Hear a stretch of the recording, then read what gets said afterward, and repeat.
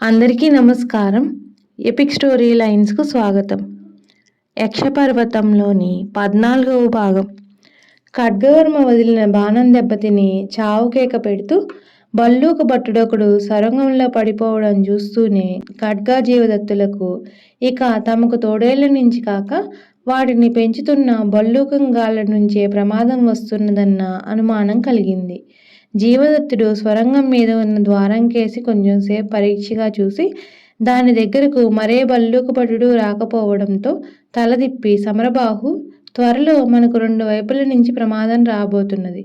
ఒకటి మనం నిలబడి ఉన్న తోడేళ్ల బండ కింద ఉన్న కంత వైపు నుంచి, రెండవది ఈ కనబడే స్వరంగం వైపునున్న ద్వారం నుంచి అన్నాడు. ఆ మాట వింటూనే సమరబాహు వెలవెలబోయి, అయ్యా, ఇక్కడ మీరిద్దరూ నాయకులు.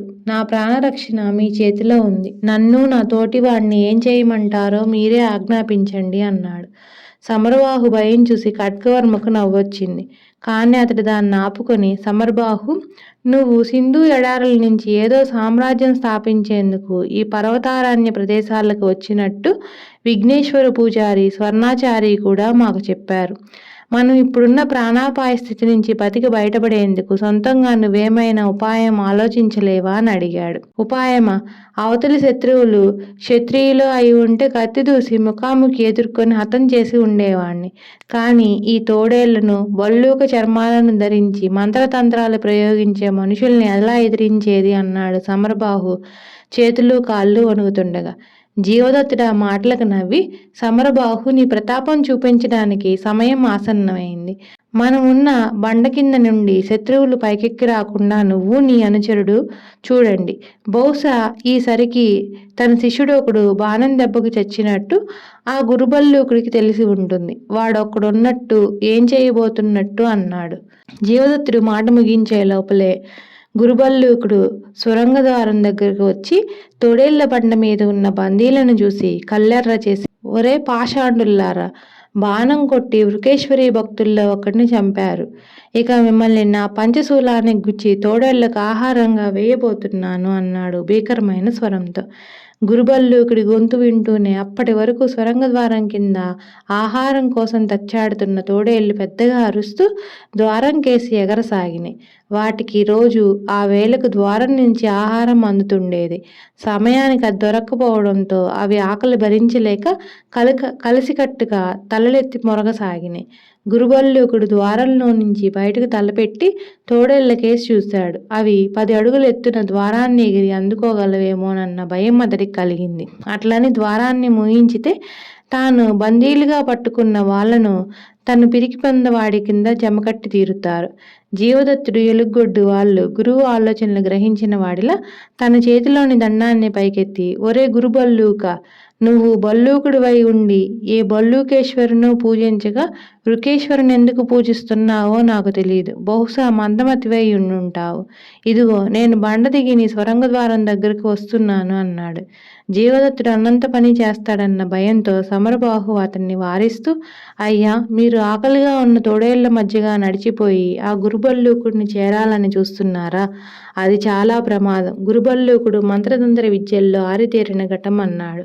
ఖడ్గవర్మ తన చేతిలో ఉన్న ఖడ్గాన్ని పైకెత్తి పట్టుకొని, సమరబాహు, ఈ ఖడ్గంలోనూ జీవదత్తుడి చేతిలో ఉన్న దండంలోనూ ఉన్న మంత్రశక్తులు తిరుగులేనివి. అందువల్ల గురుభల్లూకుడిని చూసి భయపడకు అన్నాడు. ఖడ్గవర్మ మాట ముగించే లోపలే వాళ్ళెక్కి ఉన్న బండ కింద పెద్దగా ధ్వని అయింది. అది వింటూనే జీవదత్తుడు తన పక్కనే ఉన్న వాళ్ళను హెచ్చరిస్తూ, జాగ్రత్త, ఆ గురుభల్లూకుడు బండ కింద ఉన్న దారి వెంట కొందరు శిష్యుల్ని పంపి మనల్ని హతమార్చాలని చూస్తున్నట్లున్నది అన్నాడు. ఆ హెచ్చరిక వింటూనే సమరబాహు అతడి అనుచరులు ఈటెలు పైకెత్తి బండ కింద ఉన్న కంతకేసి చూడసాగారు. స్వరంగ ద్వారం దగ్గర ఉన్న గురుభల్లూకుడు అదే చూసి పక్కన ఉన్న శిష్యుల్లో ఒకడిని గట్టిగా కోప్పడుతూ, ఒరే చవట వెధవ, మన వాళ్ళ నిశ్శబ్దంగా పోయి బండ కింద నుంచి హఠాత్తుగా దుర్మార్గుల మీద దాడి చేయమని చెప్తే వాళ్ళు ఏదో రణగణ ధ్వని చేసి రహస్యం కాస్త బయటకు పెట్టేశారు. ఇప్పుడేం ద్వారి, ఈ బందీలు మామూలు వాళ్ళలా లేరు. ఆయుధాలతో వాళ్ళను ఆ తోడేళ్ల బండ ఎక్కించడం, కొరివితో తలగొక్కోవడంలా అయి ఊరుకున్నది అన్నాడు. గురుబల్లూకుడి ఎత్తుగడ ఏమిటో అర్థం చేసుకున్న జీవదత్తుడు ఖడ్గవర్మతో, ఖడ్గా, ఇప్పుడు నువ్వు గురుబల్లూకుడి మీద బాణప్రయోగం చేయడం వృధా. నువ్వు విల్లంబులెత్తగానే వాడు స్వరంగ ద్వారం నుంచి పక్కకు తప్పుకుంటాడు అన్నాడు. అది నిజమే, కానీ ఈ సమరబాహుణ్ణి రక్షించి స్వర్ణాచారి దగ్గరకు చేర్చడం ఎలా అని అడిగాడు ఖడ్గవర్మ. జీవదత్తుడు కొద్దిసేపు ఆలోచిస్తూ ఊరుకొని తర్వాత, ఖడ్గా, అందుకే ఒకే ఒక ఉపాయం కనబడుతున్నది. మనం పద్మపురం రాజును అరణ్యంలో సింహాలను వేటాడుతూ పరిచయం చేసుకున్నామే, అదే పద్ధతిలో ఈ తోడేళ్లను వేటాడి భల్లూకుడి బిలదుర్గాన్ని అల్లకల్లోలం పరచాలి అన్నాడు. అలాగే చేద్దాం, ఇంకా ఆలస్యం ఎందుకు అన్నాడు ఖడ్గవర్మ ఉత్సాహంగా. ఆ చచ్చిన తోడేళ్ళను భుజం మీద వేసుకో, ముఖ్యంగా దాని మాంసం కోసం తోడేళ్ళు నీ వెంటబడతాయి. అంటే నువ్వు దొరికితే అవి నిన్ను తినకుండా వదులుతావని కాదు, నీ కత్తికి కూడా చాలా పని తగులుతుంది అన్నాడు జీవదత్తుడు. ఖడ్గవర్మ తానంతకు ముందు చంపి బండ మీదకి లాగిన తోడేళ్ళని ఎత్తి భుజం మీద వేసుకున్నాడు. జీవదత్తుడి మాటలు, ఖడ్గవర్మ తోడేళ్ళను భుజం మీద వేసుకోవడం ఇవేమీ అర్థం కాక సమరబాహు, అయ్యా, ఏమిటి మీరు చేయబోతున్నది అని అడిగాడు భయపడిపోతూ. సమరబాహు, మనకొచ్చిన ప్రమాదం ఏమీ లేదు. నువ్వు నీ అనుచరుడు కింద నుంచి బండ మీదకి ఎలుగొడ్డు వాళ్ళెవరూ రావడానికి ప్రయత్నిస్తే వాళ్ళని ఈటెలతో పొడవండి. మేమిద్దరం తోడేళ్ల మధ్యకు దిగి వాటిని సాధ్యమైతే గురుబల్లూకుడి బిలదుర్గంలో చొరబడేలా చేస్తామన్నాడు జీవదత్తుడు. అయ్యలారా, ఇది చాలా దుస్సాహసం అన్నాడు సమరబాహు. ఇది సాహసం అవుతుందేమో గాని దుస్సాహసం మాత్రం ఎంత మాత్రం కాదు. సమరబాహు, త్వరలోనే నువ్వే చూస్తావు కదా అంటూ జీవదత్తుడు నవ్వాడు. జీవ, మాటలతో కాలయాపన అయిపోయింది. ఈ తోడేళ్ల శవాన్ని ఎంతసేపని మోసేది అన్నాడు ఖడ్గవర్మ. మనం బండ మీద నుంచి కిందకు దిగబోతున్నాం. నువ్వు బండ చుట్టూ పరిగెత్తుతూ సాధ్యమైనన్ని ఎక్కువ తోడేళ్ళు నీ వెంట పడేలా ఆకర్షించు. నీ వెన్నుకాచి నేను పరిగెత్తుతూ ఉంటాను. తరువాత జీవదత్తుడి మాట ముగించే లోపలే ఖడ్గవర్మ, ఒరే గురుబల్లూక, వస్తున్నాం. నువ్వు నీ వృకేశ్వరీదేవి ప్రాణాలు నిలుపుకోవాలంటే బిలదుర్గం వదిలి పారిపోండి అంటూ కేకపెట్టి తోడేళ్ళు బండ మీద నుంచి కిందకు దూకాడు. అతడి వెనక్గా జీవదత్తుడు కూడా దూకాడు. ఇద్దరు మనుషులు చచ్చిన తోడేళ్లను భుజాన వేసుకొని తమ మధ్యకు దూకి రావడం చూస్తూనే ఆకలి మీద ఉన్న తోడేళ్ళు ఒక్కసారిగా గొంతులెత్తి అరిచి ఖడ్గా జీవదత్తుల కేసి గుంపుగా పరిగెత్తినాయి. ఖడ్గవర్మ వాటికి అందకుండా ముందు వేగంగా పరిగెత్తుతూ బండ చుట్టూ తిరగసాగాడు.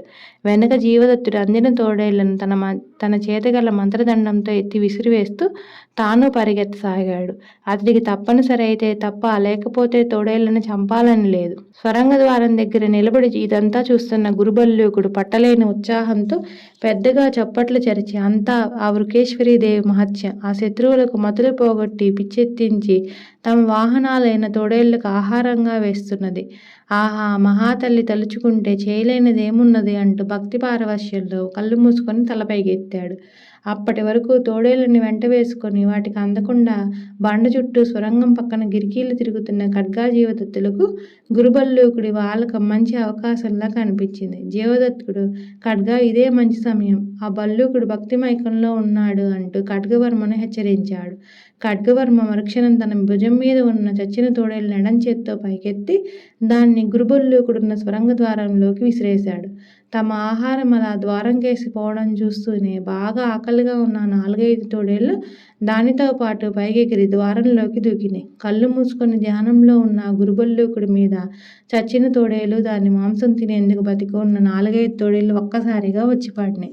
ఆ వృకేశ్వరి అంటూ గురుబల్లూకుడు తోడేళ్ల తాకిడికి కిందపడి లేచే లోపల వెంట ఉన్న వాడి శిష్యులు తోడేళ్ళు తోడేళ్ళు అంటూ సొరంగ మార్గం వెంటపడి బిలం మధ్యకు పరిగెత్తసాగారు. గురుబల్లూకుడు గజగజా వణికిపోతూ లేచి నిలబడ్డాడు. అల్లంత దూరంలో పడి ఉన్న చచ్చిన తోడేళ్ళ మీదకి కొన్ని తోడేళ్లు వచ్చి పడి ఆవురావురమంటూ తింటున్నవి. వాటి మధ్యకు పోయి తాను తినాలని చూసి సాధ్యం కాక యువతలకు వచ్చిన బక్క తోడేళ్ళొకటి కూరలు చాచి గుర్రుమంటూ గురుబల్లూకుడి మీదకి దూకేందుకు సిద్ధంగా ఉన్నది. అది చూసిన బల్లూకుడు తన చేతిలోని శూలాన్ని పైకెత్తి దానికి గురి చూసి, వృకేశ్వరి ప్రధాన భక్తుడినే తినాలని చూస్తున్నావా అంటూ దాన్ని అదిలించి ఒక్కొక్క అడిగే వెనక్కి వేస్తూ పోయి స్వరంగ మార్గాన పడి పరిగెత్తసాగాడు. వారం దిగు ఇవతల మిగిలిన తోడేళ్లను దూరంగా అదిలించి కొడుతూ నిలబడి ఉన్న ఖడ్గా జీవదత్తులకు లోపల ఏం జరుగుతున్నదో అర్థం కాలేదు. గురుబల్లూకుడిని ఏదైనా తోడేలు మీద పడి పట్టుకొని గొంతు కొరికి చంపిందో లేదో వాళ్ళకి తెలియలేదు. ఖడ్గా, ఇక మనం ఇక్కడ నిలబడి లాభం లేదు. గురుభల్లూకుడు బతికి ఉన్నాడో చచ్చాడో తెలియడం లేదు గాని స్వరంగంలో ప్రవేశించిన తోడేళ్ళు మాత్రం ఆ దుర్మార్గులందర్నీ హడలగొట్టినాయి. బిలంలో చెలరేగిన కల్లోలపు ధ్వనులు నీకు వినపడుతున్నవి కదా అన్నాడు జీవదత్తుడు. వినకపోవడం ఏమిటి? ఆ పిరికి వెధవలంతా బిలం వదిలి ఈసరికి అరణ్యం కేసి పరిగెత్తుతున్నారని నా అనుమానం. గురుభల్లూకుడిని మాత్రం ప్రాణాలతో వదలకూడదు అన్నాడు ఖడ్గవర్మ. అయితే ఇక్కడ కాలయాపన ఎందుకు? అందరం ఈ సొరంగ మార్గం ద్వారా బిలంలోకి చొరబడదాం. సమరబాహుణ్ణి అతని అనుచరుణ్ణి కేకవేసి ఇక్కడికి రమ్మను అన్నాడు జీవదత్తుడు. ఖడ్గవర్మ పిలవగానే సమరబాహు అతడి అనుచరులు తోడేళ్ల బండ మీద నుంచి దిగి వాళ్ళ దగ్గరికి వచ్చారు. జీవదత్తుడు వాళ్ళతో, సమరబాహు, మనం ఈ పైన ఉన్న ద్వారం గుండా బిలంలోకి ప్రవేశించబోతున్నాం. ఖడ్గవర్మ పిలవగానే సమరబాహు అతడి అనుచరుడు తోడేళ్ల బండ మీద నుంచి దిగి వాళ్ళ దగ్గరికి వచ్చారు. మనం ఈ పైన ఉన్న ద్వారం గుండా బిలంలోకి ప్రవేశించబోతున్నాం అన్నాడు. సమరబాహు చుట్టూ ఓ మారు కలయి చూసి భయంగా, మనం కొద్దిమంది బిలంలో ఉన్న అంతమంది శత్రువులను జయించగలమా? ఇటు నుంచి పారిపోయి అరణ్యం చేరేందుకు మరెక్కడైనా మార్గం ఉన్నదేమో చూస్తే బావుంటుంది అన్నాడు. ఇది తోడేళ్ల బండ. బయటకు చేరడానికి బిలంలో నుంచి మాత్రమే దారి ఉన్నది అంటూ జీవదత్తుడు ఎగిరి స్వరంగ ద్వారం మీదకి ఎక్కాడు. అతడి వెనక ఖడ్గవర్మ కూడా అక్కడికి చేరాడు. ఇంకా తెగని సంశయంతో ఏమి చేయటమా అని ఆలోచిస్తూ కింద నిలబడి ఉన్న సమరబాహుణ్ణి అతని అనుచరుణ్ణి మీదపడి తినేందుకు అక్కడ ఇంకా మిగిలి ఉన్న తోడేళ్లు ఒకటొకటిగా వాళ్ళ దగ్గరకు రాసాగాయి.